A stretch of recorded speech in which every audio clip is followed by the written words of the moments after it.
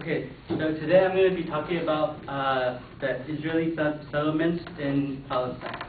So I'm going to give you a short history of the Israeli-Palestinian conflict. It started when there was a British mandate passed in 1948, which created the State of Israel in the indigenous Palestinian territory. Now, since then, there has been a conflict of land between the Palestinians and the Israelis, and Israel has continued to expand its ground by creating settlements in the Palestinian territories. Now, why is this important to us as Americans? Is because a lot of 7 million a day, according to Jeremy Sharp, who is involved in the Congressional Research Service, said in his presentation, U.S. Foreign Aid to Israel, in May 20th, 2009, that we do give 7 million a day to the State of Israel, which is a lot of money and inarguably more money than we give to any other nation. Now, since there is violence in the Israeli-Palestinian area, how are they supposed to decrease the violence? My main claim is that the refusal to withdraw Israeli settlements from Palestinian territory acts as a barrier to advance peace in the region. Now, number one, citizen-represented Palestinian leadership approved of settling for the Green Line territory, which was established in 1962, which is basically a border for Palestine that separates Palestine from Israel. And number two, there would be fewer conflict between the Israelis and Palestinians as a result of decreased tension. And number three, that is adherence to the UN laws from the Geneva Convention would bring the conflict closer to a resolution. Now, back to my main point, that the citizen-represented Palestinian leadership approves of the Green Line territory. According to the newspaper Haaretz, an Israel-based left-wing newspaper, the organization Hamas, which was democratically elected by the Palestinian citizens, but is not formally represented by the Palestinians, or does not formally represent the Palestinians. They said, the article says that Hamas, we told U.S. in the past that we would accept Palestinian state along the 1967 border. So the land that was first declared as the border of Palestine is acceptable to Palestinian leadership. The acceptance of Palestinians to move toward this resolution is inhibited by Israel's refusal to withdraw from Palestine, and that prolongs the conflict.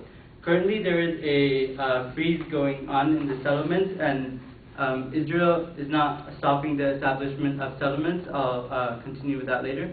And also, the reestablishment of the Green Line would reverse the territory back to its 1967 borders, which would give Palestinians their own land and a land without foreign influence. This would allow the indigenous population land of their own and would give a reason for the Palestinians to stop fighting back. And my second point is that there would be fewer conflict between the Israelis and the Palestinians as a result of decreased tension. There is a lot of violence between the settlers and Palestinians.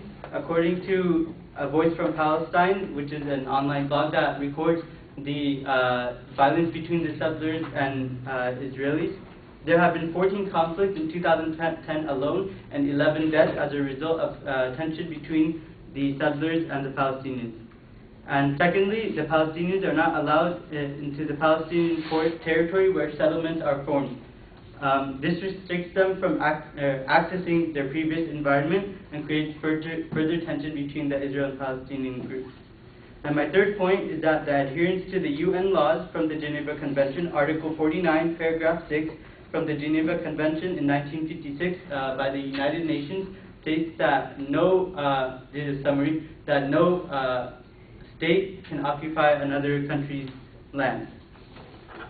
And there are currently 156 Israeli settlements in Palestine, which is which is from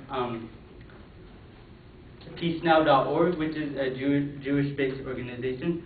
And the Geneva Convention article prohibits Israel from establishing settlements in Palestinian territory and strips the Palestinians of their rights. and there are 248 new homes that are going to be established in East Jerusalem, which have been approved by Israel's government, and that was on September 20th, 2010.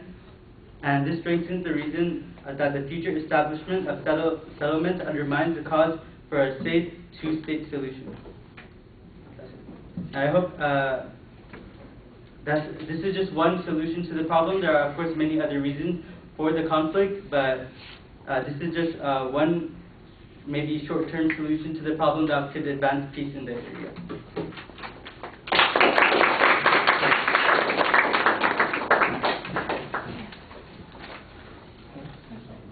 I came late too, so I don't think anyone has my outline.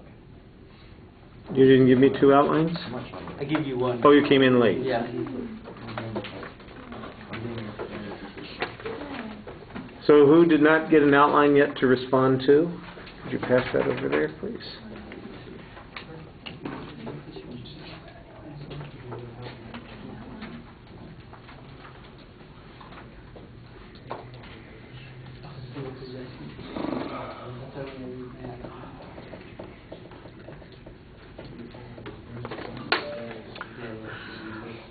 All right, I thought the claim was very clearly stated. You did a good job setting up the secondary issues, and you gave us a reason to care and think about this because of our involvement there. Background information is okay, maybe a little bit sketchy for making some of the inferences that you're talking about. I thought you did a good job on your internal signposts.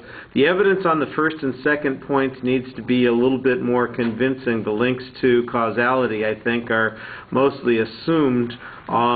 The issue about the settlers and the Palestinians and the conflicts that they're having, and then some of the data on the third point, I thought that was a little bit stronger. You had some good factual data on that.